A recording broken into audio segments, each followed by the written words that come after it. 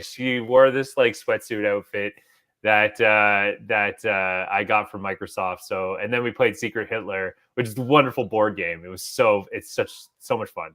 There's a board game called Secret Hitler, and I'm just learning this now. Oh, dude, if you haven't played it, it's so fun. It's a discussion-based board game. It's kind of like it's essentially a whodunit kind of thing. But what happens is that you have, depending on the size of your party, you have the liberals, and then you have fascists.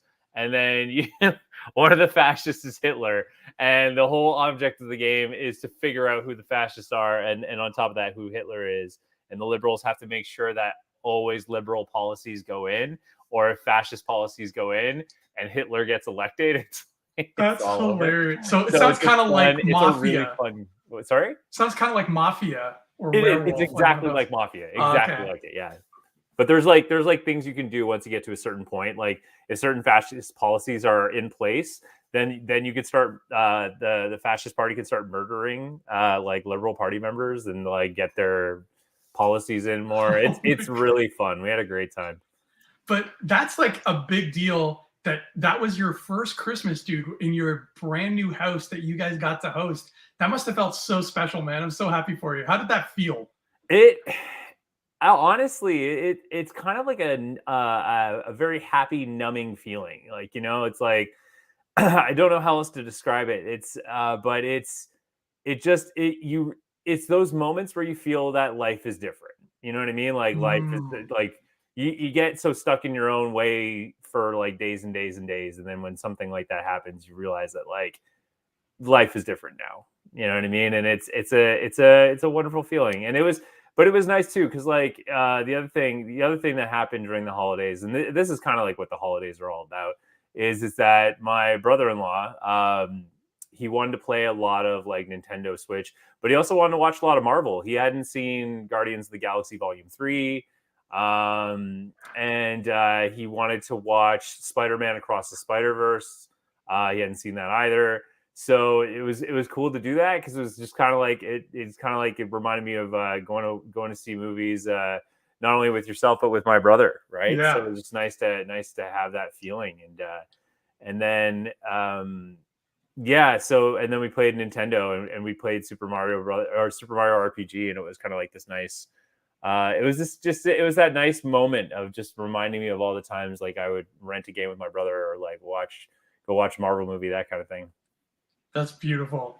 Was it the new Super Mario RPG that the Switch just got? The remastered one, yeah. How did they do with it? Like, did they do a good job remastering it? I'm glad you asked. You know what? Yes, I think they did a great job. But one thing that's interesting is that like certain game mechanics, I don't know if it's just because I'm so used to playing the older one, it's faster. Like it's a faster game. So it was different to get used to the two time hits, or the one time hit where you can, like, if you hit the button the right time, you do 2 attacks. Right. So trying to get that down packed this time around was a little bit harder for me than I remember. I don't know, man. It was like when I played Mega Man X in my older years, and I'm like, man, I remember as a kid I could just plow through this game, and I'm like struggling, and now it's a weird feeling. You know what? Before we get to What If, I'm glad you bring up Mega Man X, because I watched a YouTube video today, and I just stumbled across this video, and it reminded me so much of you, dude. And I know that we have said this a million times before on this show.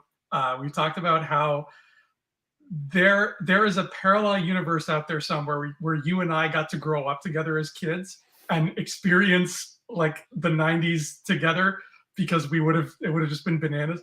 And this video put me in that mindset, and it made me think of you. I'm going to tell you the name of the video, and it's all you need to know. Okay. It's a long video, but I think you'll like it. It's a little over an hour long, but it's called Shinobi Geddon, the 1980s ninja craze and why it's awesome. I have never heard of that. I'm going to have to watch that. That sounds amazing. It's this guy. He's just like a film historian kind of guy on YouTube. I think he's from England or Australia.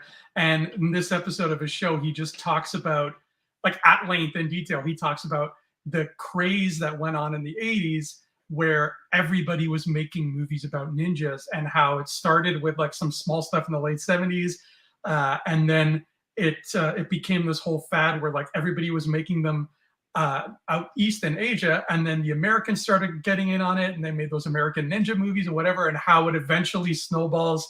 And then when the 90s comes in and Ninja Turtles takes over, and then you get stuff like Three Ninjas and Three Ninjas Kick Back, how the kids kind of take over, and as soon as that happens, it stops being cool, and you never hear ninjas again. It's such a cool look back at just that ninja trope, and man, is it ever funny. You got to send me that title. I will definitely have to watch it for sure.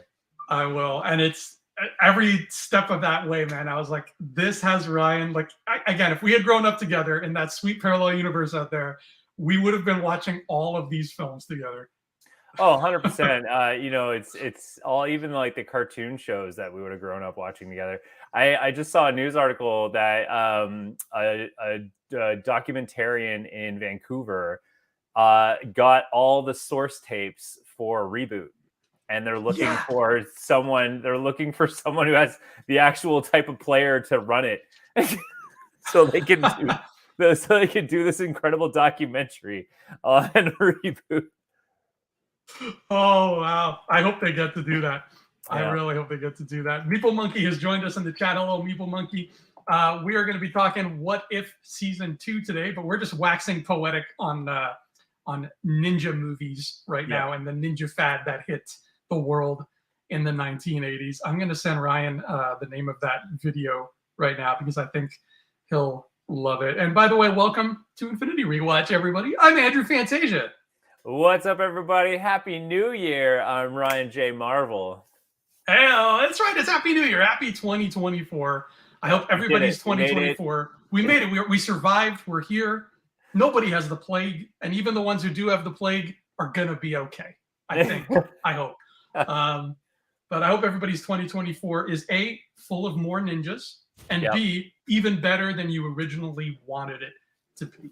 So there we go. There we go. But in the meantime, we've got What If, the second season of What If, which I think should have been called Why If. And then the third season should have been called Why If Gamora. But, you know, that's neither here nor there. Yeah. So just to preface this time around, normally we do like episode by episode. Yeah. But this time around we did it slightly different. And it's kind of a twofold thing. One, it was the holiday season, so it was a bit crazy, obviously. So it would have been very hard for us to do an episode by episode.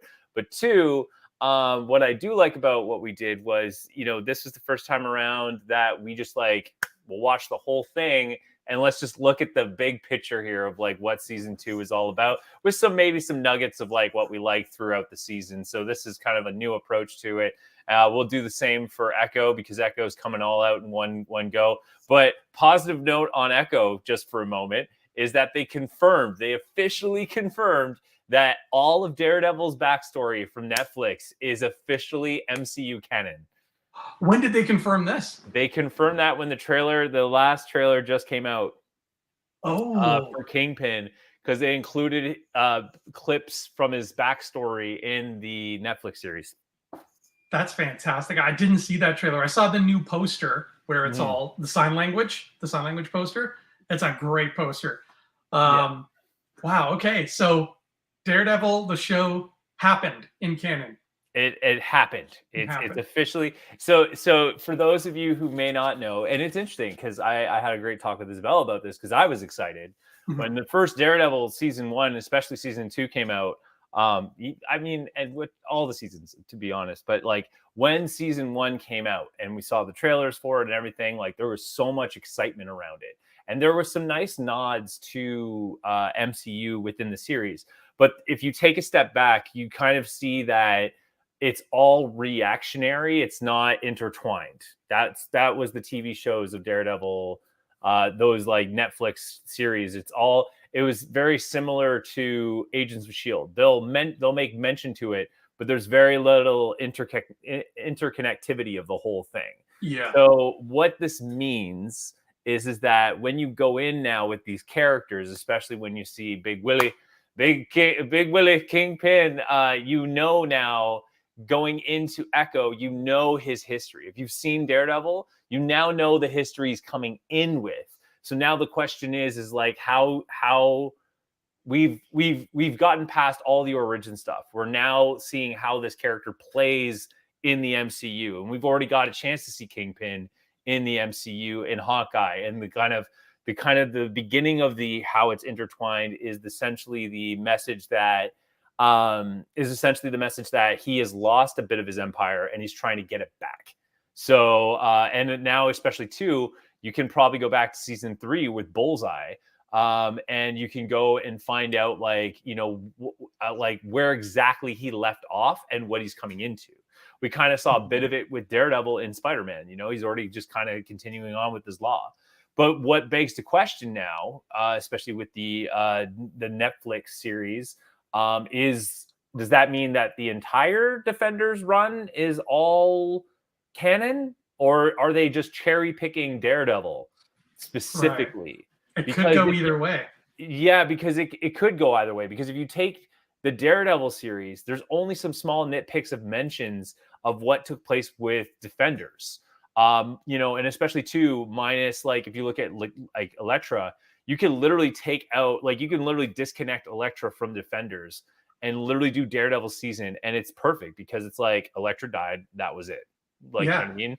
But she was there. So it really begs to question, how far does this go and what does this mean? But what I love about it and what's exciting about it is, like I said, now you know his history. So if you want to kind of get hyped about Daredevil, and like if you haven't seen it, because maybe you're someone like me where like some of the Sony movies don't feel connected to the MCU, despite them saying they are, Daredevil is a series you have to watch because it really shaped how we could look at these kind of Disney Plus series, you know what I mean? Like how we can do a superhero TV series, because it was literally the best. If you ask me, out of all the Defenders, like which one had the best run, Daredevil, hands down. All the seasons were like home runs every single time.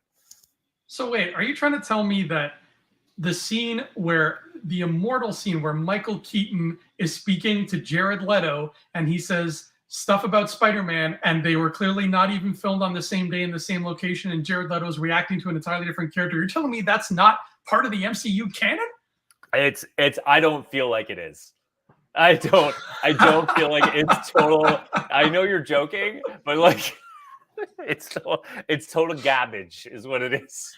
It's literally in that Ninja video, they mentioned how to cut costs, a lot of these companies would make a Ninja movie where they would hire, American actors, and kind of like a Power Ranger situation where there'd be like some white guy actor and he'd be like, I'm a ninja, blah, blah, blah. And then he put on a ninja costume, and then they cut to footage of a 10-year-old Korean movie of like an actual like East Asian stuntman actually doing martial arts, and then splice it together and lie and say, oh yeah, that was Chuck Norris in that costume. And that's like exactly what they're doing with that scene in Morpheus. Exactly. Like, no, this is the MCU, you guys. Would I lie? Oh my God. Yeah, it's so brutal. But despite that, Daredevil though, amazing series. Like I'll never forget, and this is the last I'll talk about it, but I'll never forget when the Daredevil series came out. The trailers, my brother and I would watch it like 1,000 times, and we were just like so ready for this series that the day it came out, we're like, okay, I got work at this time, I'll be home at this time. I got work at this time, I'll be home at this time. Okay, you get the pizza, I'll have the sodas ready, and we'll come downstairs and we'll be ready to go. And then the second, I think I got home first because I made sure to like make sure my work ended like at the appropriate time for me to get home earlier. Yeah. And my brother came in, and literally before we sat down and watched it, we literally just jumped around. We're like, yeah, and like we're like these 20-year-old dudes, like, yeah, let's go. Like, oh, yeah. And like, oh man. So, and then we're like, okay, we can watch it now. And we're like, but let's not burn through this. Let's watch like 2 episodes and then like tomorrow watch 2 episodes. So let's space this out. Yeah, we like crushed like the first like 5 out of 10 episodes like Friday night because we're like just like taking it all in. It's hard not to, man. I don't blame you at all. That's that's great. Well, hopefully the fans of that show will be happy with the continuation of all that. And who knows? There's been the rumors about how Born Again is supposed to be about Matt is looking for Jessica, right? He's like, "Where's my homegirl Jessica? I'm trying to find her." So if that is still the good looking case, for good old Jessica Jones, right? That's Oh, okay. So I mean, they're retooling that show from the ground up, apparently. So who knows if that's even a thing anymore? But you never know. Canon might still apply. But that could be that Born Again. That the reshoots could be because now Daredevil's canon. So if that's true, that maybe they're reshaping the series to better suit that narrative. That's a good point, Ken. That's a really good point. So I guess we'll just have to wait 5 years and see when all these new projects are finally. Oh God, it could come sooner now. Like I want to have that. I'm going to have that moment again. Even when season 2 came out, my brother was unfortunately gone to Victoria by that point, but Isabella was now in the scene. So I was like, okay, we got to watch this. Oh my God, yeah! And she was like, it was kind of fun because she had no idea what she was getting into, and of course it was the series with the Punisher, and it just like.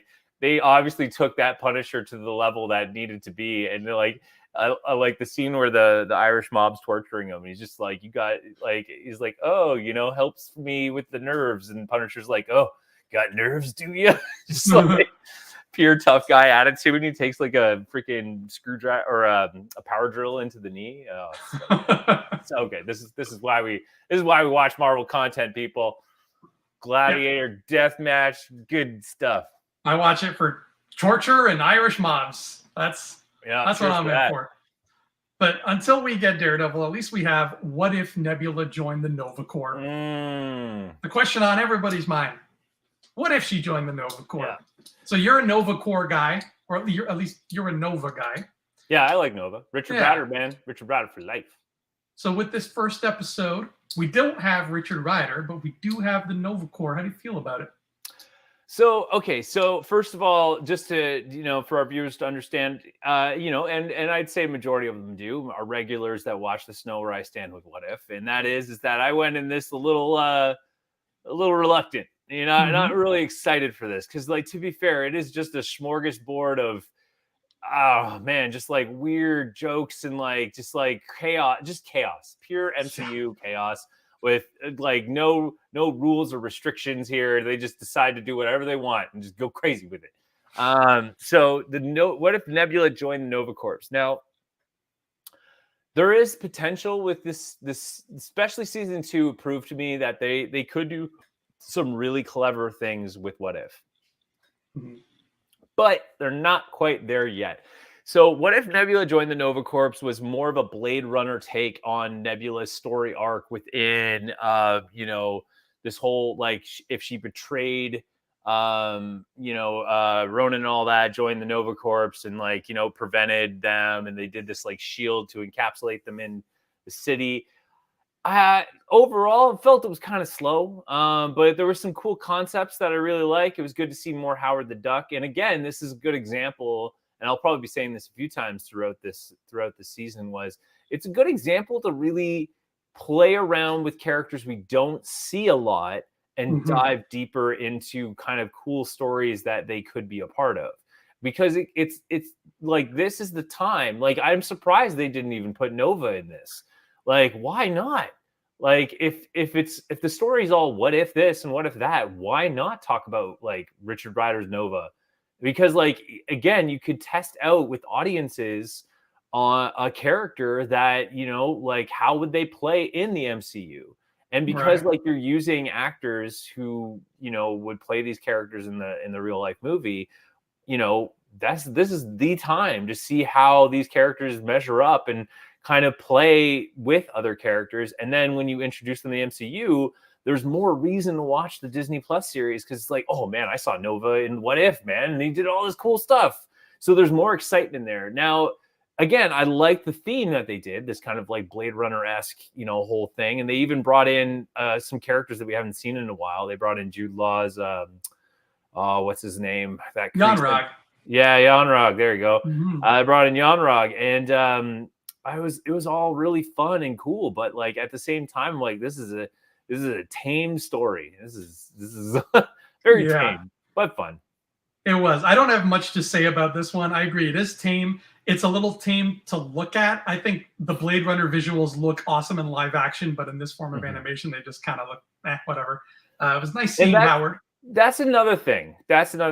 I want to quickly jump in and say is like, why aren't they trying different animation styles like they did with Star Wars? I thought that would have been a really cool idea. It's like really mess around. Like each episode, if you're doing a different universe, why don't you do a different animation style for each universe that you try out so you can really kind of play around with it? That's a good point. Yeah, I wonder if they toyed with that. Maybe we'll see Howard that in season 3. Howard the Duck. I like seeing Howard. That was cool. My biggest takeaway from this episode, and probably my only takeaway from this episode, is that I love the idea, like that story of the bad guys are going to blow up our planet, but we put up a shield, and that shield only lasts 50 years, and now the bad guys are just sitting there waiting. Yeah. Like a wasp waiting for you to come out of the water so it can sting you. And I'm like, that's a great idea just for a sci-fi movie, just on its own. Like that ticking clock of they started invading, that was 48 years ago, and now we have 2 years left, and the shield's, not going to hold up. What are we going to do? Like, I would watch that movie. It doesn't have to do anything to do with Marvel. I want to see that. Yeah. So I like that about it. That was pretty much how I felt. No, yeah, it was cool to see more like abilities of Nebula and like her running her own kind of Guardians of the Galaxy kind of type. But again, the real gem of it is spending more time with a character we don't see, which is Howard the Duck, and him running like essentially a casino, which was really fun. And he's like kind of like your gun runner and all this stuff, and it was fun there. But overall, the Blade Runner pacing didn't quite work. I found it was too dark and mopey too much, especially because of like you have these really colorful characters, and like you don't have to, like you look at Guardians 1 and that's a darker movie, but still they found ways to make it explosively colorful. Yes. You look at when they go to nowhere, even the bar had like solid neon blues, pinks, bright lights, and then these like crazy kind of 70s outfits that, really popped in shape and colors. But this entire episode was like dark, rain, heavy shadows. And it's like, you could have played around with it a bit. Yeah, I'm glad you mentioned the color. And this is the last thing I'll say, and then we'll move on to the next episode because there's like 9 of these. But I'm glad you mentioned the color because that's something that irked me with the last big movie of the year, which was Zack Snyder's Rebel Moon. Oh, yes. Because I didn't watch that, but yeah. It looks like garbage. And I mean visually. And I feel like after Guardians of the Galaxy trilogy, you have no excuse for making your sci-fi movie not look good. Like that movie just looks like there's 10-day-old gravy on the lens all the time. And it's just like, oh my God, learn how colors work, please. But that's all I'm going to say. Yeah, Zack Snyder clearly never grew up with Crayola. Yeah. So episode 2 was what if Peter Quill attacked Earth's mightiest heroes? Yeah. And this is what I like about What If, is I like the idea of actions having different consequences and just taking the simple action of what if Yondu followed through and gave Ego the kid instead of keeping him? And we get this. We get 80s Avengers having to assemble because Ego tries to kill a bunch of folks and starts with Earth. All right. And I know you got really excited in those parts of the movies where we see like young Ant-Man, like young Hank Pym and all that. So I feel like this episode kind of spoke to you in that regard. I have to say, you know me quite well now. Yeah.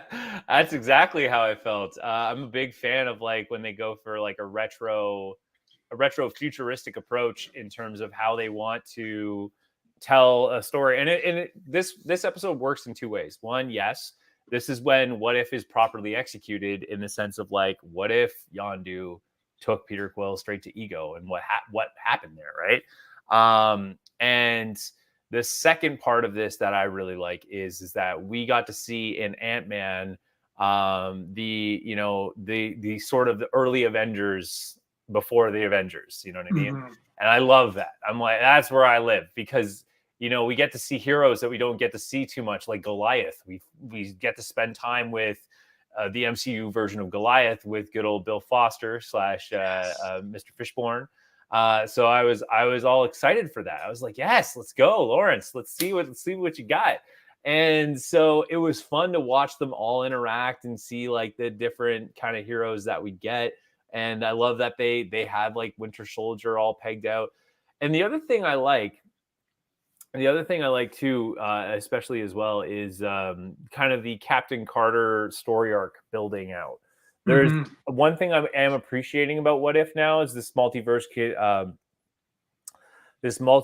consistency, I will say, in terms of like certain characters being able to navigate it. It kind of reminds me of Captain Britain and like the story arc they're going for it, which is like the Guardians of the Multiverse, which is kind of, and they did it in the first season. They kind of did it this one, but they didn't spend too much time with it. But I liked it. And that was probably one of my favorites is the second episode, because it was fun to watch. It was great. It was kind of like a great expansion to like, again, like that one fraction of a scene in Ant-Man, which is like, what did they do with like Nick Fury and like, Howard and all them together, and how would they have played together? Like, I'm all for that. Yeah, and I think that's something that was a question fans were probably asking is, if some big threat, some Loki level threat had happened before 2012, what would the response have been? And I like that they kind of played with a lot of corners of the Marvel universe for that. And it really felt like a game of Marvel United, the board game, because Yes. you have all these characters. It's like, okay, here's Peggy Carter, and here's T'Chaka, and here's Marvel, and here's Goliath, and they're going to fight Star-Lord. And it's like, oh my God, that's like, it's just a lot of fun. Yeah. No, yeah. So I really liked it, and the battle scenes in that were really fun to see. I gotta say, like, one thing that What If does well, whoever is choreographing the fights for that animation is just, they are just on point. Like, I don't know if it's just because like they're not using real actors, so they're like, let's just finally choreograph how we want to do it. And it's like, it's just That might be it, man. it's so comic booky action, but I love it. I absolutely love it. Yeah, I bet you somebody there is saying, like, let's take advantage of the fact that these are not flesh and blood human beings and just roll with it. Yeah, we don't have to pay for insurance or anything. Yeah. Stuntmen are expensive now. Yeah. Now, what if, Ryan, Happy Hogan saved Christmas? This is cute. I'm always, I understand that sometimes you want to do, like, if you're doing a cartoon that's based on, like, this, it's kind of weird because if you're going to do a cartoon based on all these Marvel heroes playing along, of course, you're going to have a Christmas episode every once in a blue moon. Batman, the animated series, I think, did one of the best Christmas episodes I think I've ever loved, which was Harley and Poison Ivy. They used the lipstick to hypnotize rich people, and they get Bruce Wayne at one point, and they accidentally kill him. But then Batman like takes over. It's really good. And then Joker has like this massive New Year's plan, big blowout with the countdown. And then to finally wrap it all up, there's this really wholesome scene that him and Gordon have a cup of coffee on New Year's, and then Batman always pays the bill. Yes. So it's such a heartwarming moment. But what I love about that story is it was just holiday fun, but in the end they bring it to a moment that's like, that helps the story, that just gives the story some ground in terms of like the character relationships. So the what I liked about this was the Hulk formula kind of arc of like the Hulk formula getting around. We got a purple Hulk now with Hogan. To be honest though, I wasn't a fan. Like it was okay. I would chalk it up to, I'm not the demographic for that kind of episode, but like it was fun. It was fun to say the least. I have a lot of mixed thoughts on it. Please enlighten us all. But Yeah. I can tell you right now, it's going to chalk it up to because you weren't the demographic for it. Probably. I I do think it has a lot of fun moments, particularly one of the best lines of the whole season, which was when Hammer said, "I'm Tony Stark's worst nightmare," and Hill said, "His worst nightmare? What are you, a wealth tax?" Uh, Yeah. but I was struggling to figure out, because every episode asked the question, what if this? And I don't understand, again, the whole thing of choice and consequence. I don't understand what's different in this universe, what changed. I'm like, is it just that Justin Hammer had more free time on his hands? And this is like, I didn't understand where the linchpin moment was Yeah. that gets flipped on its head. It really feels like they didn't care about that. They were just like, oh, let's just have Happy Hogan save Christmas. And they didn't care about the what if of it. Yeah. Like it literally could have taken place in the Prime universe and it wouldn't have changed a thing. So I'm a bit flummoxed by that, because to me that's the fun of what if. So Flummoxed. I love your vocabulary, dude. You always drop like a nice word every once in a while. Flummoxed. yeah, we gotta get some fun words in there, shake things up. Yeah. But I do think, maybe I'm in the minority, but I do think this concept, I would love Marvel movies to get, because we've had so many now, to start getting creative with their concepts like this. Like, what if Captain America 5 is like this? What if it's a Die Hard kind of thing?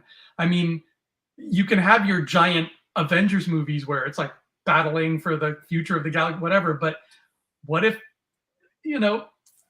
Deadpool 4 is just him trapped in a mall the whole time? Like, what if we get really creative with the way we plot out these movies, so that we really start feeling that same feeling we felt back in like phase 2 and 3 of like, these are all different genres besides just being Marvel films. Because I feel like we're straying away from that now. Everything's starting to feel a bit more superhero-y again. So I wonder, like, if we'll ever live in a world where they'll allow themselves to be this creative on the feature film front again. Yeah, like I agree with you there. I would love to see. I would love to see like a Die Hard kind of Captain America movie. That would be so fun. That would be so fun. They should do that.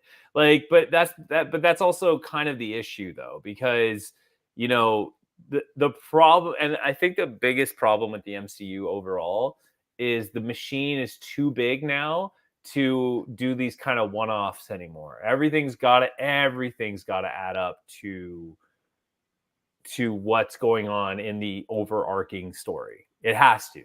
Because if it doesn't, then you're left with then you're left with movies like the Eternals, where it's just like it's so one-off.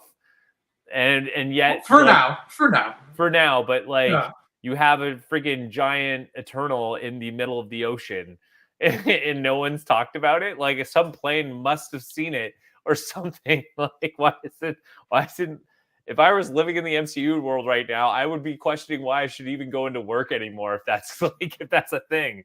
Every movie after that should have had at least one extra in the background who's just like, holy shit. Yeah. Holy shit.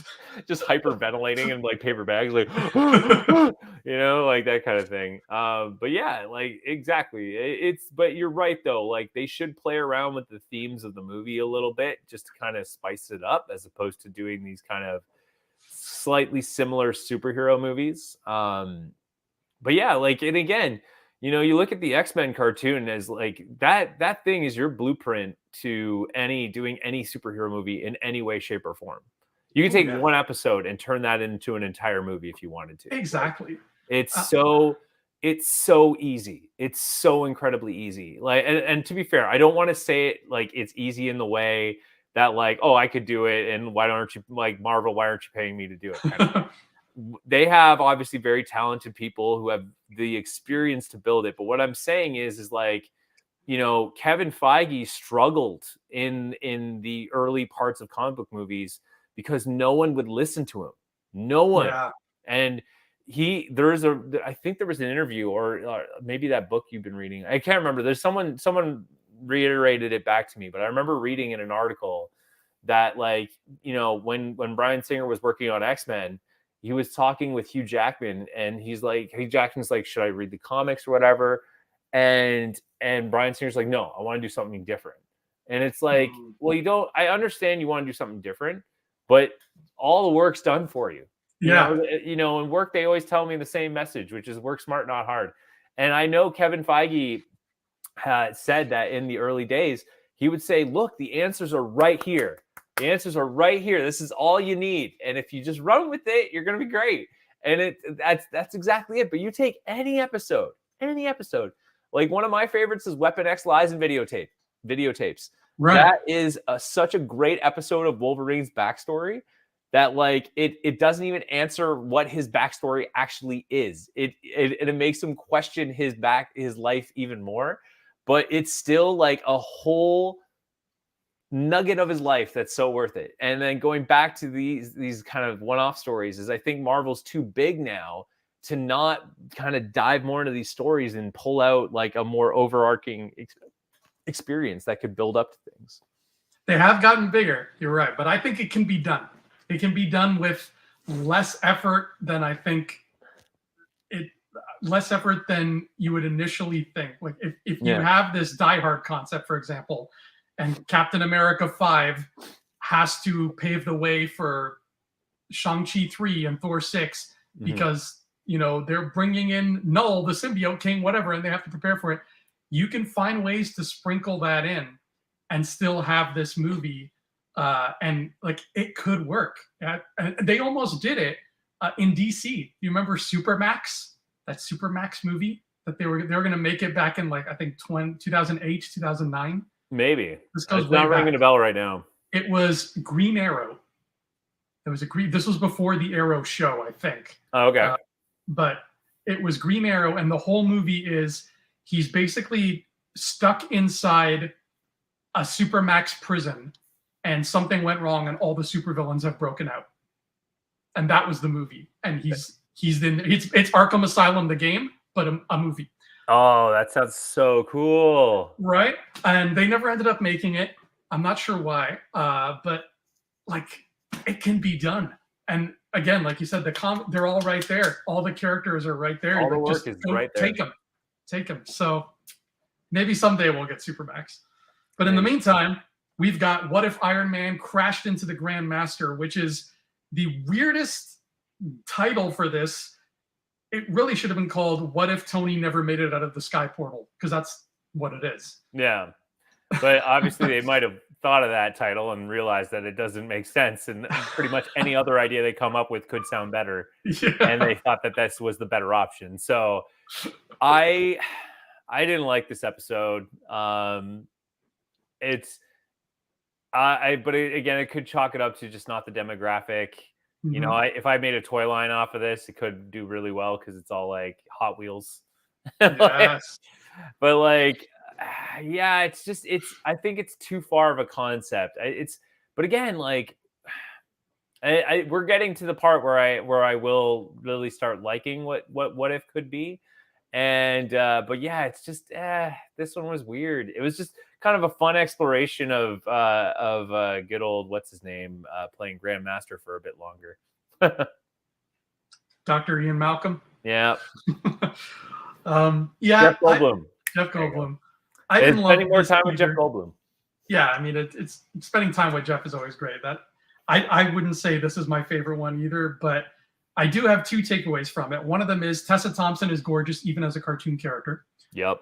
And the second is I love the racing, and it reminded me of just how damn long it's been since we've gotten a good race in a motion picture. Right? Like, okay. Speed Racer was over a decade ago, and I mean, they're not going to top that. But like even something like the pod race was a giant epic scene in a giant epic movie. It moved the story forward, but it wasn't necessarily part of the story. You know what I mean? Like the story of that movie is Darth Sidious is invading Naboo because he's doing evil stuff. And the pod race was just a step along the way. Like Sidious doesn't care about the pod race. That has nothing to do with what's going on. Mm-hmm. But it was this cool side adventure that still moved the plot forward. And I was trying to think, I'm like, I can't remember a movie in recent memory that had a scene like that, where it's like, here's this really fun set piece, and it's not going to have much to do with the plot, but it is going to help move the plot along. Yeah, There really hasn't been anything like that. it's true. I mean, there's been some good racing movies. I mean, Ford versus Ferrari is pretty fun. Ooh, I didn't see Ford versus Ferrari. It's really fun. But yeah, like something like a science fiction movie where there's like a big racing scene, like Speed Racer is Speed Racer. I still go back and watch scenes from that movie. It's just it's an absolute amazing experience. I enjoy every minute of it. It's totally a ball. And I would say Speed Racer has, and this is, people are gonna go nuts when I say this, Ryan, but it has the best climax of any movie since Back to the Future. It does actually. It honestly, that last racing scene is so fun. It is so incredibly fun. I love every minute of it, and I love the montage sequence of him trying to catch up and win the race. And like they talk about, it goes back to the scene where he's like ready to give up racing, and his mom talks about how like to him it's an art. It's not even like a performance. So. Or no, his performance is so good that it's almost an art form, and it makes you emotional. Right. I know you're about to cry. It's totally. I am about to cry. Just thinking of Speed Racer, it just gets me all tingly. Yeah. But yeah, so it's. But you're right. I think it's nice to see another kind of science fiction racing scene, especially in a Marvel thing. Yeah, but I didn't fully appreciate it. I just felt too removed from kind of what we're used to with Marvel, and I think it's important to try it, but it didn't work for me. The stakes weren't there. The what I liked was that like Tony Stark tried to convince Gamora, like try to show Gamora a better life kind of thing, and all that stuff. But in the end, it just, I don't know, it didn't sit right with me. Yeah, it wasn't anything to write home about. Yeah. Again, it was a fun little Marvel United game where it's like, hey, Iron Man and Valkyrie and Gamora, and they fight the Grandmaster. Go. Yeah, it kind of felt like, it's like when you're watching anime and you're given a filler episode and it doesn't really do much for this show, doesn't really add anything to it, and it feels like it just needs to be there for entertainment value, and that's all that this episode was. And I think like when you look at What If, the concept in the comics, it's insane. Like the comics, the What If comics are nuts. Like What If Silver Surfer had the Infinity Gauntlet is like one of the best. If you ever read it, it's so good. And what he would do with it, and the cover art is beautiful. He's like he's got the glove in space and it's all these colors. It's so good. Anyway, so but yeah, it's just, the problem is with these ones is it kind of feels like it doesn't really, it's not really taking What If where it should go. It's just this race. That's what it is. It's like this Marvel race, and that's all it is. And it's like, yeah, it's a side mission. It's just a fun side mission, I guess.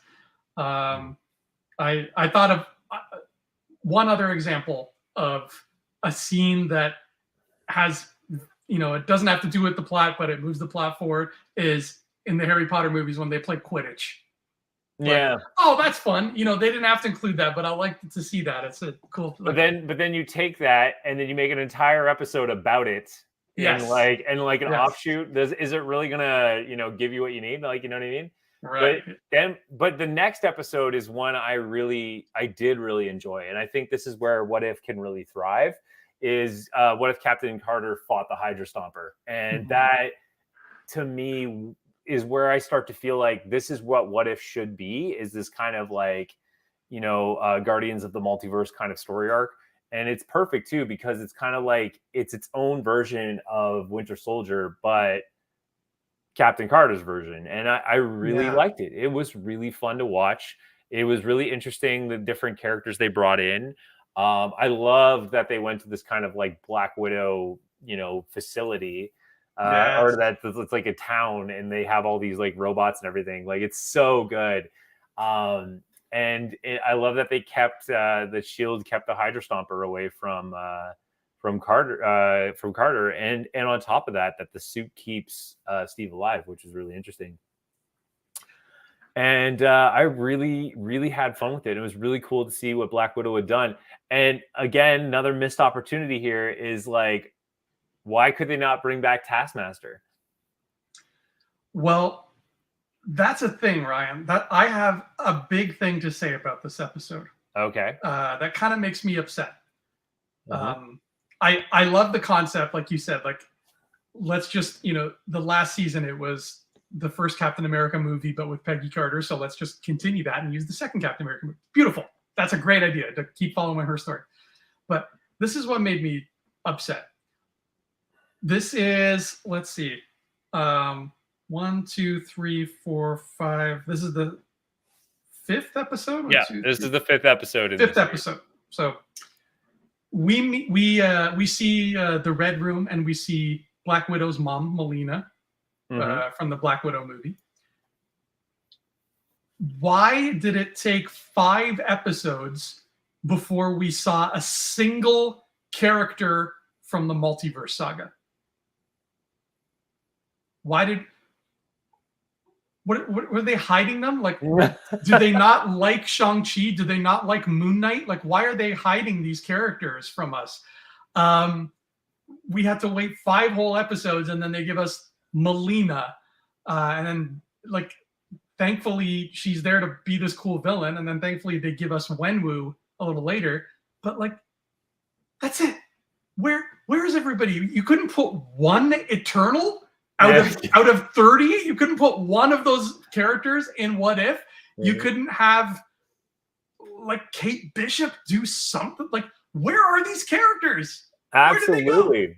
Absolutely. I couldn't agree more. I do have the same problem with the show. Is like, I'm even talking about bringing in new characters, but you're absolutely right. At the same time, like, why aren't they using the multiverse saga characters? We have She-Hulk, we have Shang-Chi, Yes. We have America Chavez, who's a multiversal character. Exactly. Where are they? I don't understand. Like, did they start making this season in like 2010? Yeah. Like, where are these people? You want people to care about the multiverse saga, especially right now, because the diminishment of the fan base is something that's rippling. But if you're going to put out this show and only be like, hey, here's Iron Man and Peggy Carter and Doctor Strange again, like, don't you want people to care about Miss Marvel? Don't you want them to like She-Hulk? Like, where are they? I'm baffled by this. I'm flummoxed. We're both so flummoxed. So word of today. No, it's so good. Meeple Monkeys is like saying appointment television. I'm not sure I understand the context. Because he had to leave and then come back, so he's watching on a bit of a delay. So right now he's talking about when you and Nick were like, okay, we're gonna get together and watch Daredevil. Okay. Yeah. Yeah, I love that pun. Okay, yeah, I love that Punisher. Yeah, that Punisher. Oh God, yeah. But that's my point. Like, why aren't we using characters? Like, they have such an alphabet of characters in the MCU, and yet we're still stuck with some of the most like primary first phase characters. Where the hell is Namor? Did he die off screen? Like, where is Namor? Oh my God, it's so true. It's so true. But the other thing too is you have a perfect example of an alternate universe. Miss Marvel ends on an alternate reality, and they didn't even choose that. Oh my God, they had Kelsey Grammer in the studio. They couldn't just use his voice. Oh man, that is the best moment. You know what? That is a moment. That is a moment. You need to write that moment down and post it all over social media. You have an entire phase called the Multiverse Saga, and you haven't used one of them in a show about the multiverse. Oh my God, it's so priceless. So good. And the Eternals, like the Eternals ended on a multiversal note that there's like thousands of them all across the universe.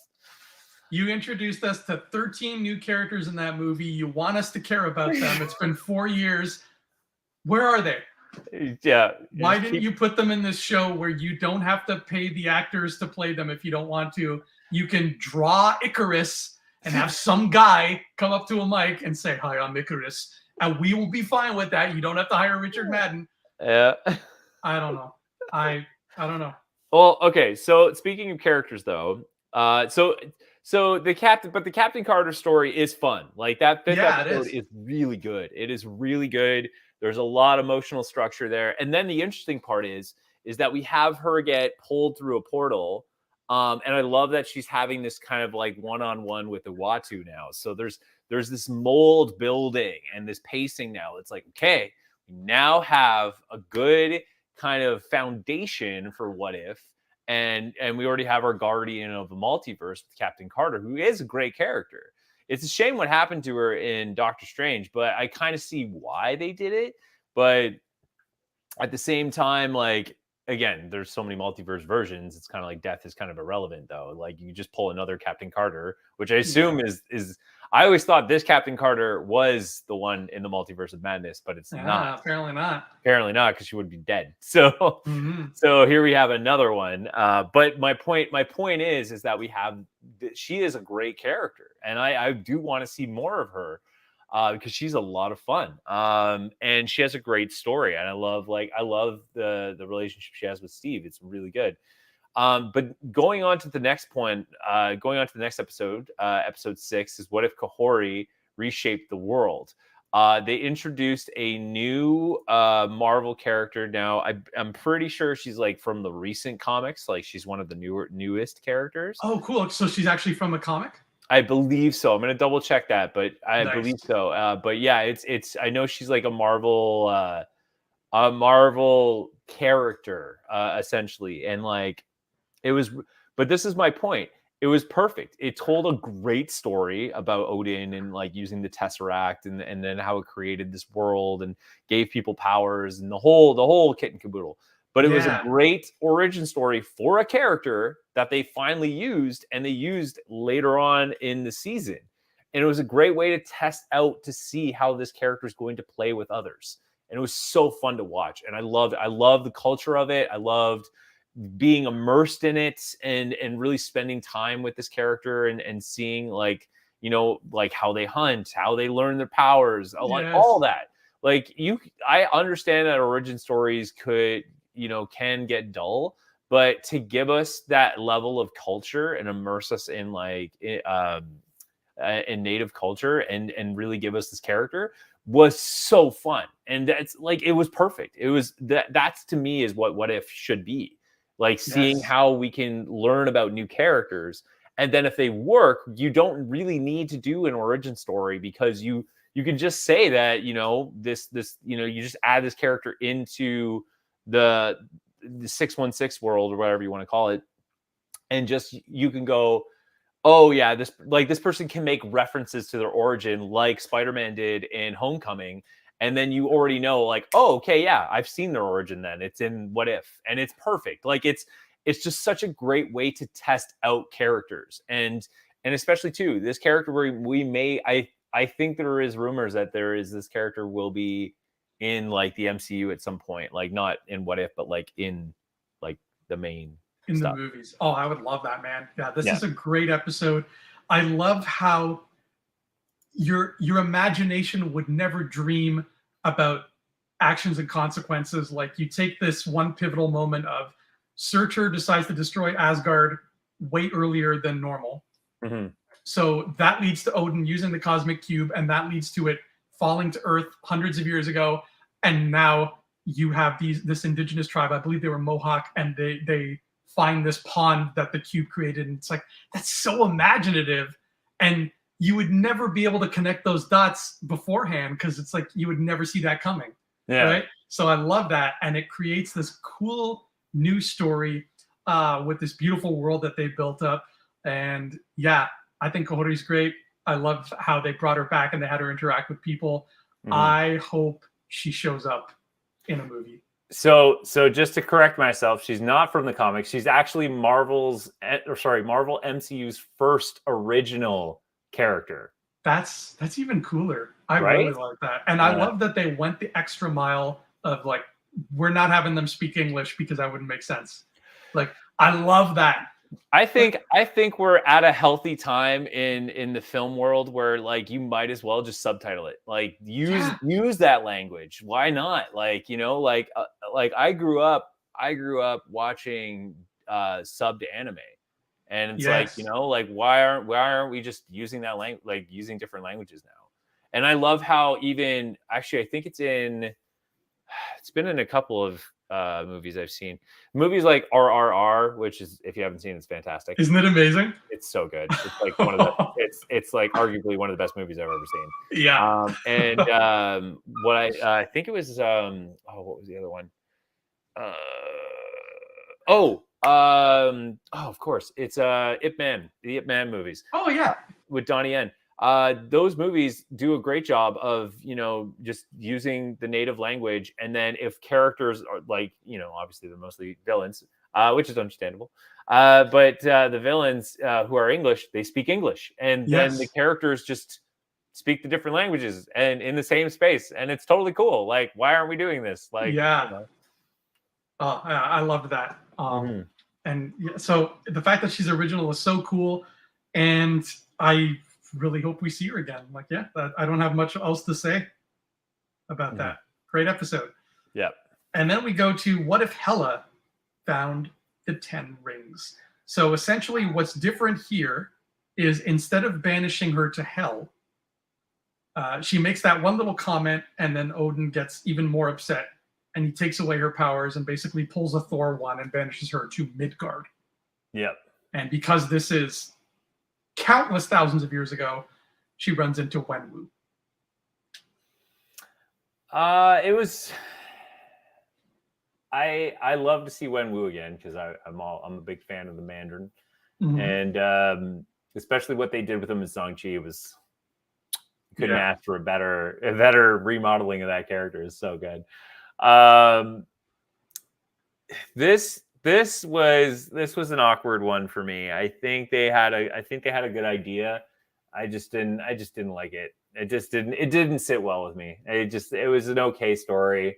It's good to see these like Shang-Chi again, the Shang-Chi world, like you so hilariously pointed out earlier. But it's just like you said, it's just kind of a Thor story. You know what I mean? Yeah. Yeah. It's at the end of the day, it was just like, cool. There's Wenwu. I mean, Cate Blanchett's always amazing. She's so much fun as Hela, so it's so fun to watch her go on a anti-hero's journey rather than a hero's journey. But at the end, you know what? I watched this a few days ago, and I couldn't even tell you what they were fighting against. Yeah. It's already slipped my mind. Yeah, she learns like the journey of being like a hero and like how to, be better skilled. But there's kind of this weird middle ground of like, there's kind of this weird like moral middle ground that was like hard to follow of like, is she good? Is she bad? Is her being with Wenwu good or bad? Like, what is going on here? And again, it just didn't, I don't know. It didn't land with me. Just didn't land with me. Yeah, same. I liked seeing her train with Shang-Chi's aunt, where they basically had like a Luke Yoda relationship going. I thought that was a ton of fun. But that's it. What if Hela found the 10 rings? Yeah. And then we go into what if the Avengers assembled in 1608? And for 3/4 of this episode, Ryan, I was just like, this is fun. But I like that we finally got a moment at the end, because the whole time I was like, what's different? What happened in this universe to change? And then finally they answer the question of Steve punched the time stone when he was fighting Thanos and he messed up something with time.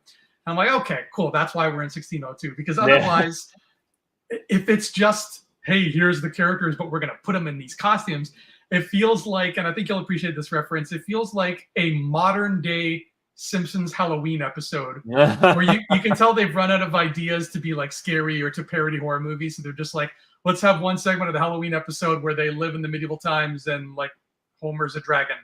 And it's like, why? Because Yeah. like that's what I thought this was going to be. So I'm glad we got that moment of like, no, this is because of the time stone. It was funny seeing Happy Hogan be the sheriff of Nottingham. I thought that was a great choice. But I know this comic. I'm familiar with this comic, 1602. I specifically remember the Peter Parker from this universe, which I'm surprised they did. Like again, do you not know you have Spider-Man? I don't know. Maybe they don't have the rights to him. I know rights with Spider-Man are tricky. I understand. Yeah. But I thought this was an okay episode. The final battle was fun. Oh yeah. No, the final battle was fun. I don't think again, this is one of those tame things. Like they still kept Ant-Man pretty close to the MCU version of the suit. To which I distinctly remember, and I'm pretty sure I still have the card lying around here somewhere. But it's like there was a Morgan Le Fay comic run in the Marvel Comics where she brought the Avengers into medieval times. And Captain America was like a paladin. He had like his uniform turned into like knight armor. And of course, Iron Man had the same thing. Like his armor turned into like more knightish looking armor with like, he looked like a crusading knight with like the kind of like a vest over it. Oh, yeah. Yeah. And he had a sword and everything. And Scarlet Witch, pretty self-explanatory, so on and so forth. But characters all got like a medieval times cosmetic look. And it was really fun. I really liked it. But what I found with the Robin Hood one was that all the characters still relatively looked plain. Like they didn't take it as far as they could. And I love that there was the Hulk there and it was a whole fun. It was all exciting. I agree with you. The moment I did enjoy was like the moment where Steve punched the time stone and then he was warped to that point. And it was fun to see that. It was fun to see that connectivity. But like again, overall, it was a fun episode. And I also just don't understand this heavy use of Jon Favreau and Happy Hogan. They must have had him on standby. Must have, but like again, like it's just a weird character to continue in this story. Like he doesn't make any sense. Like to give him such importance. Like I just don't get it. I don't get the joke. That's the issue I have with this season. Is I don't get the jokes, and that really drives me nuts. Like the go-karting thing with Grandmaster, I didn't get it, and they were dropping jokes left, right, and center. I just didn't get the overall thing. Same with the Happy Hogan Saves Christmas, the Hulk jokes. I didn't get him. I didn't find him that funny, and it goes back to my biggest issue, which is why is the rum gone? I don't care. I don't care anymore about why the rum is gone. You made me laugh the first 2 times, but 3, 4, 10, the entire Pirate saga, I can't do it. I can't do it. Folks, if you know why the rum is gone, please tweet Ryan Joseph Whitehead. He's not on Twitter anymore, but somehow he'll see your tweet. Just message me on Instagram. Just message me in there and send me a picture of the joke. But like, I think that's the key to this, is that I didn't get the joke, and that if that's the problem, then I'm not going to be into the entire season. Yeah. I mean, I found this episode very funny. I think it's the funniest one for me, for 1602. I think this is kind of like this season's equivalent of the Zombies. Because Zombies was like, let's take an Elseworlds comic and just adapt it, and they did the same thing here. But I obviously like this better because. But they played it safe with the uniforms. Like, why didn't Cap have like knight armor? That was like. They did play it to Captain Carter eventually. Like she had the knight armor look thing going, but like. Yeah. Why didn't Steve have one? I don't know. I couldn't tell you. I was just sitting there waiting for Ajax to show up, but apparently Ajax doesn't exist. The Meeple Monkeys made a good point in the comments about how he was so happy to see Justin Hammer back because he loves him. And I gotta agree, man, because that Die Hard episode served as a sobering reminder of how criminally underused Sam Rockwell's Justin Hammer has been in all of this. The fact that we haven't seen him since that one shot, it hurts my heart a little bit. Yep. Well, we have one last question, which is, what if Strange Supreme intervened? Okay. This one, Oh, I don't know what to think about this one either. Oh my god. I This one. mean, No, go no, ahead. Go I was ahead. just gonna make a dumb joke. I was just gonna say if I had Rachel McAdams as my girlfriend and then I lost her, I would probably break the multiverse too. But that's just me. So a couple things. First of all, I liked again Guardians of the Multiverse story arc. I'm all for it. I'm like, let's go. A little bit of continuity. Love it. Love this. I love the conversation with the Watu. Why are we watching him? Why are we watching the Watcher? Like, what's this whole thing about, right? And I love that Carter is kind of getting into that mind frame. What's this all about? Like, what are you trying to do? Mhm. What are you preparing her for? You know what I mean? What are you preparing the universe multiverse for? Um, and I like that, like, he's like, oh, this is just one multiverse. Like, it doesn't matter what happens to it. And she's like, no, these are lives here. Like, that's perfect because it's teaching Uatu something. It's helping that character grow as opposed to, Yeah. whatever. Um, the whole issue I had though too was the whole issue I had with that particular episode was it just got way too out of hand. It just got way too crazy. Like, I'm all for raising the stakes in this fight scene, but it just got way out of it. Went Dragon Ball Z in that episode. People went Power Unleashed, and it's just, and then like Captain Carter gets the Infinity Stones, and she doesn't even flinch. Just gets them, and she's like, "Oh, I'm all for it now. Let's go. Let's beat the crap out of Doctor Strange." And like, oh, Doctor Strange, I know you're still a human with all these like, crazy evil forms inside your body. And like, it's just like, you're literally slapped in the face with so much Marvel content that like, you just can't take it in. And on top of that, on top of all of that, it was still all safe choices. It was all characters that we would see in normally in other things. It was, tons of Mandarins, tons of Hellas, tons of Thanoses, Mhm. tons of Ultrons, and it's like you couldn't even give like time to, like, I don't know, give a new character in there. Like, just why not? Like, and then it just got crazy with all these energy beams flying around. I just couldn't. I just couldn't deal with all this chaos that was going in the episode. I don't know if I'm just getting too old for this kind of stuff, but man, it got way too out of hand, way too quickly. um, it's funny because I actually, while watching it, I thought, I bet Ryan loves this. So it's so, because it really did. You said Dragon Ball Z, and that's exactly. It reminded me of an anime, especially when she's like, "Now I got Mjolnir, now I got Yeah. Hela's helmet," and Yeah. I'm like, "This feels like something Sailor Moon would do, where she's like, I have every magic item, and now that's how I'm going to defeat you." Yeah. And it definitely is something that like 10-year-old us would have loved. Um, I guess I just thought, I was like, oh, cool, because Ryan likes Dragon Ball. I'm sure he'll love this, but I guess it just kind of didn't fly for you. But you're right about, he has all these, Strange is collecting all these multiverse destroyers, and you're right. We saw a bunch of Ultrons. We saw a bunch of Thanoses. Did we see Ereshem's buddy from the Pacific Ocean in there? No, because apparently the multiverse saga doesn't exist in this multiverse show. Dude, this is the one time you could have had a nihilist in there just for kicks.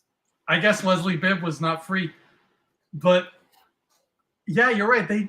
I didn't even think of that, man. But you're right. They played it very safe, especially because of how bananas this episode was. You'd think that would be a moment of just like, let's put an evil Silver Surfer in there who killed the multiverse. Like, let's have fun with that. Yeah.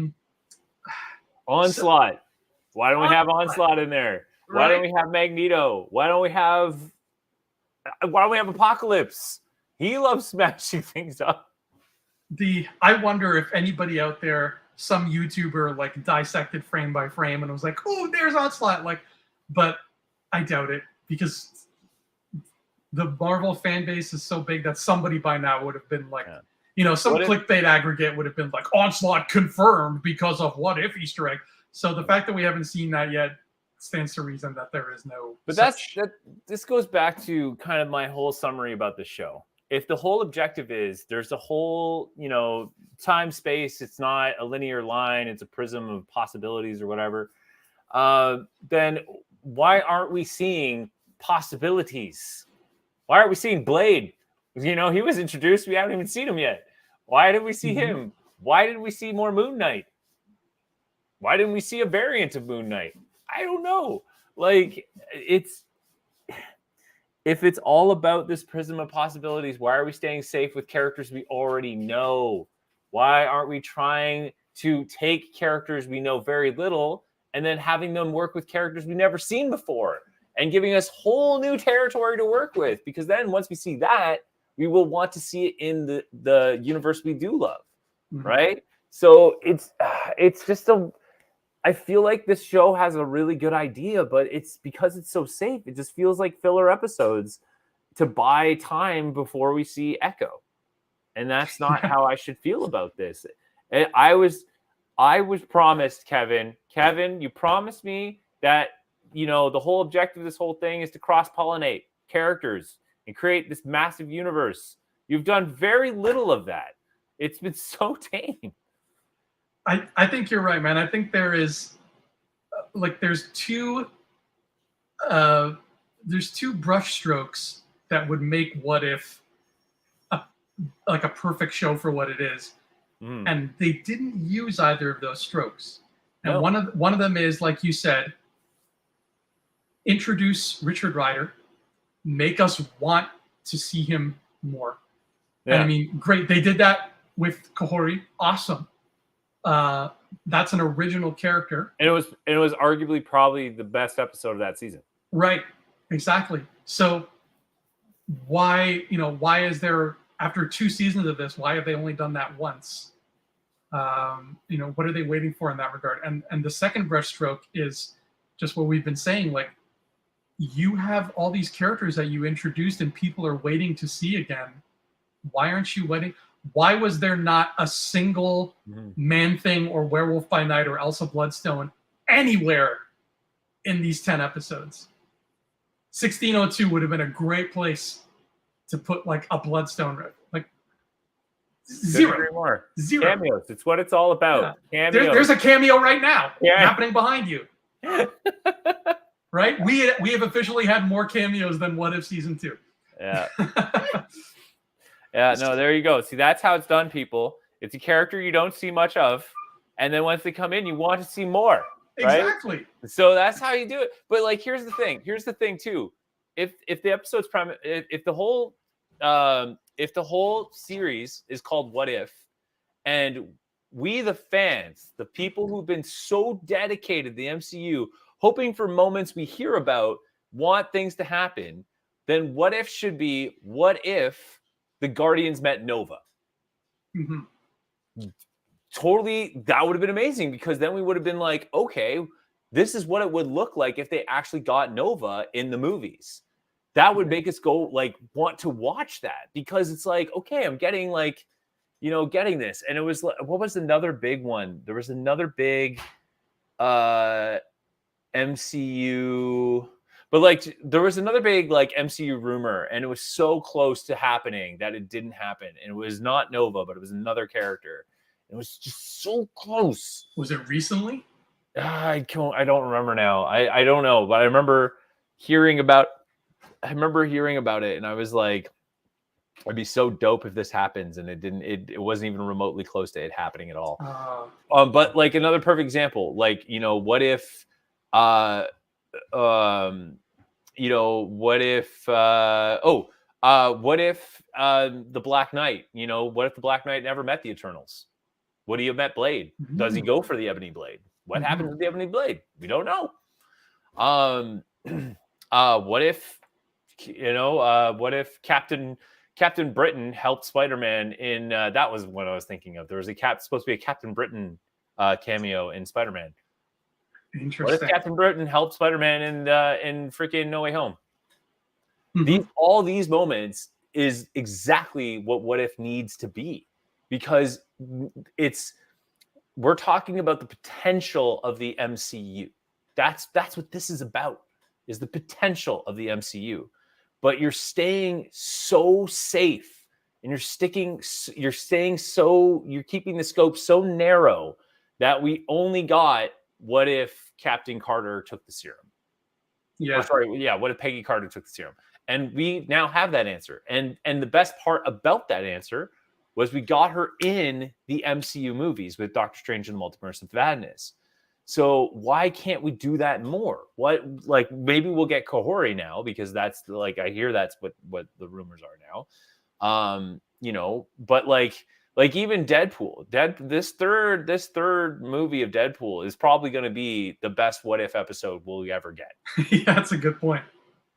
Yeah. Right? Think about it, right? Because he's gonna, apparently the amount of cameos in this is gonna be nuts. Like, apparently Jennifer Gardner's Elektra is gonna be in it. That's like that's that's what the What If episode is gonna be about. And the ending of Miss Marvel. The ending of Miss Marvel is closer to a What If episode than like anything else I've seen this far.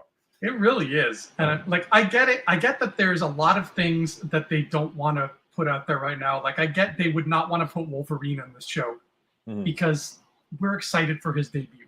I get they would not want to put Beast in this show because that was a tantalizing breadcrumb, and now we're excited to see him interact with Monica and all that. But like, Monica is a multiverse saga character. Where was she in this show? Like, there's Miss Marvel, Miss Marvel's friend, like Bruno, like that's.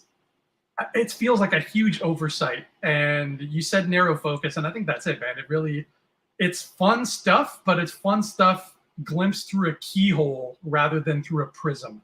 And the multiverse should be a prism. So, I mean, I'll watch a season 3 if they make it, but it didn't do what right now I think Marvel needs to do. And this is coming from me, a guy who's still excited and doesn't hate the MCU and still loves it and still looking forward to everything. But it didn't do what I think they need to do right now for the general people in the backs and even middles of the theater, which is whet your appetite for the multiverse saga. Because that did not happen here. Yeah. Oh yeah, no, you couldn't have said it better there. I'm loving that it's now evolved to now we've gotten so crazy that we now are involving the people in the middle of the theater. We've only talked about the front and the back. Like, now there's a whole new audience, which is the middle, right?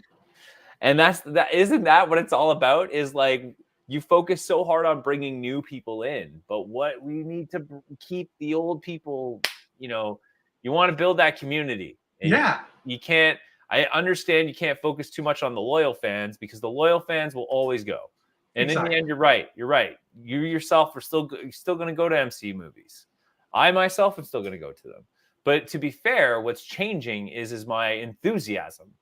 Like, I'll do it, but like at the same time, I'm getting kind of like Miss Marvel, or sorry, the Marvels. I was worried about it. I actually was delightfully surprised that it was like much more entertaining than I thought it was going to be. Yeah, like in terms of my enjoyment for it. But at the same time, like the people in the middle of theater, we now need to focus on the middle ground. How do we keep the loyals engaged, but how do we keep the new people informed? And that's the healthy ground, and that's the realm of possibilities. Is like, we need to keep finding that middle ground. And no, you couldn't have said it better, man. Couldn't have said it better. Yeah, those people in the middle, they're not the diehards. They're not new to it. They're the people who went and saw Eternals and really like dug it, and they thought that was a lot of fun. And now they're sitting around kind of tapping their fingers and going, so are we going to find out why that movie mattered? Right? Yeah.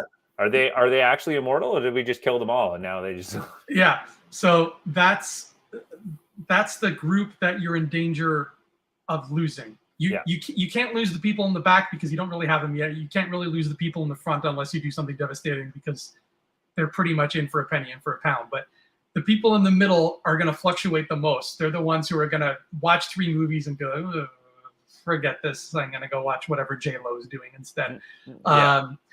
So you want to make sure that the time that they've invested enough time to be sitting in the middle. So make sure that they're kind of given their due. And that's not to say like we're owed anything as fans, because that sounds stupid and petty. But I mean, give the multiverse saga some love. That's all. That's all I have to say about What If season 2. Do you have any final thoughts on it? again, they're getting closer to what it needs to be. They're getting there with some really cool ideas. They have some really cool ideas. They already confirmed to season 3. It's already happened. Wow. Okay. There's already even a trailer showing a scene from the next season, and it involves Winter Soldier and Guardian. Guardian, like the red Guardian. Okay, great. A multiverse saga character. Where is this? Where did you see this? It was on YouTube. Let me just check it out right now. Give me 2 seconds here. Go on YouTube on the Marvel channel. The thing with the Marvel YouTube channel right now is that like they dropped like a ton of stuff, and it was just hard to keep up with what was going on. They had a huge Echo promo. But yeah, there's a video called "Look into the Future: Marvel Studios What If Season 3 sneak peek." Interesting. Okay, cool. Yeah, and it looks like Bill Foster's. Like Nick Fury kind of type character. But yeah, Red Guardian's in it, and Bucky's in it. All right, cool. I mean, I'm in. I'm not excited and frothing at the mouth, but I'm in. I'll have fun with it. Here's hoping they have more fun with it too, from the creative side. I think what will sell me is a pitch on like where this is going. Because if it's just pure fillers, if it's another round of pure fillers, I will be very disappointed. Imagine the final episode of What If Season 3 is the Watcher looking into like a crystal that's another universe, right? And he's like, let's see what's going on in this one.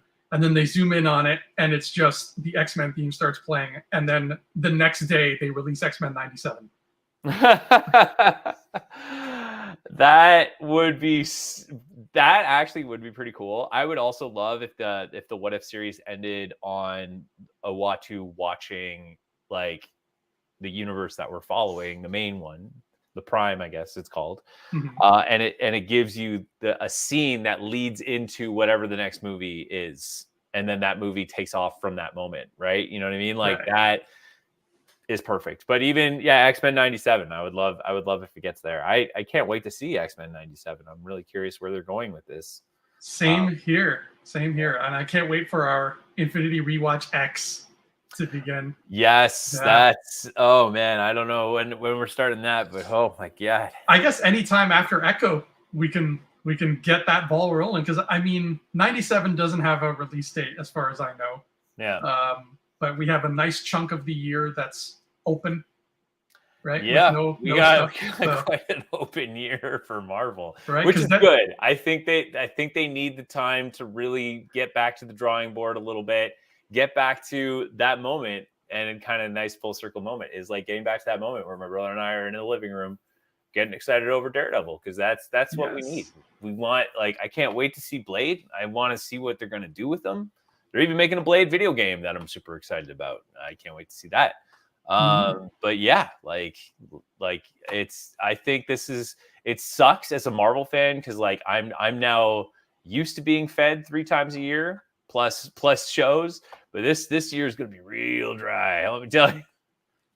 That's okay. That's what we're here for. Yeah, exactly. We're going to bring the Marvel to you. Yes. Like I say on my Marvel United videos, because, you know, it's a Kickstarter board game and those take a long time. Yeah. So I like to end those by saying, you know, we are here to make these things together, to make that wait a little bit shorter and a whole lot sweeter. Oh, I love that. There you go. So we've got Echo coming up.